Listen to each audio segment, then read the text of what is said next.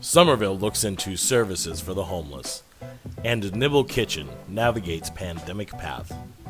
Welcome to our May 7th, 2021 edition of the Weekly Wire, an audio roundup of highlights from this week's articles in the Somerville Wire news service. I'm your host, John Loftus. Find the full text versions of these headlines and other Somerville Wire stories 24/7 at somervillewire.news. That's Somerville Wire, all one word, .NEWS. Our first story is about the steps that the City of Somerville, in collaboration with the Somerville Homeless Coalition, will be taking to provide services for the homeless. Currently, plans to install self-cleaning public bathrooms in areas like Davis Square and Union Square, as well as the possible creation of an engagement center for the homeless, are on the table. Executive Director Michael Libby talks about causes that have led to homelessness in Somerville. The pandemic has exacerbated the situation, with many people having lost their jobs.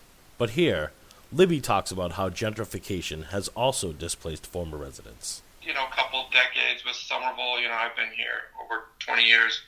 And I've seen kind of what's happened. You have all these 2 or 3 family homes just around Davis Square. You're just going for a walk, probably people that have lived there a long time. They get sold, a developer gets them, the next day it's knocked down. There are these, luxury condominiums. So I think that it's obvious that that situation, a lot of the condos, the conversions to condominiums over the last 20 years has, made a lot less apartments available. I think, with transportation, coming to Somerville through the, GLX project, which, was great. We all need transportation. But obviously there was speculation a long time ago, in the Union Square area in anticipation of the Green Line being done and the Orange Line going to Assembly. It's become an attractive place for people to want to move to because they can hop on the T and get into Boston. They don't need a car. So obviously that pushes out our folks in terms of the affordability market and, just the greater Boston region in general. It's a place to be. It's a lot of, biotech industry and other up-and-coming industries that, people need a place to live. Up next, we will spotlight NIBBLE Kitchen, a restaurant in Union Square's Bow Market.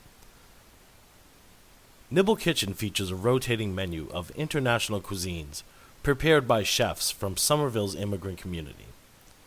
A visit there will allow you to try such worldly delights as Hobson Lemos acarajis, which are Brazilian black-eyed pea fritters, or Efruza Actors Bengali kati rolls, with several fillings, including chicken as one of their most popular. The eatery is a project of the Somerville Arts Council, and in this clip, Cultural Director Rachel Strutt describes what it was like when the pandemic first hit, and the restaurant was forced to meet challenges. It was indeed shut down for a few months in the beginning, and that was back in, end of March, early April, where, Massachusetts is at its highest level. So we thought we just wanted to do what was absolutely safe and then regroup and come up with the best strategy for safely reopening. So that's what we did. And then we had to change our model a little bit, and we, instead of inviting people inside the space, we pulled the table and the cash register outside the space. So clients never had to go into NIBBLE Kitchen. They could order safely outside. We obviously always wore masks. We adjusted our SOPs, which are standard operating procedures, to be COVID compliant. So people had to be that much more careful in the way food was prepared and stored. And so we adjusted, and we didn't want to open until we were absolutely ready.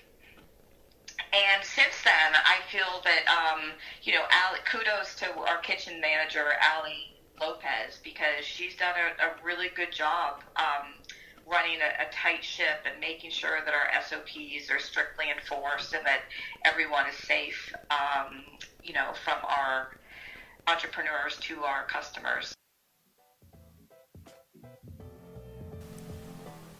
The Somerville Wire and the Weekly Wire are a production of the Somerville News Garden Project at the Boston Institute for Nonprofit Journalism. Email us with tips, comments, corrections, and Somerville event and announcement listings at somervillewire@bingeonline.org. That's somervillewire@binjonline.org. Have a wonderful week, Somerville.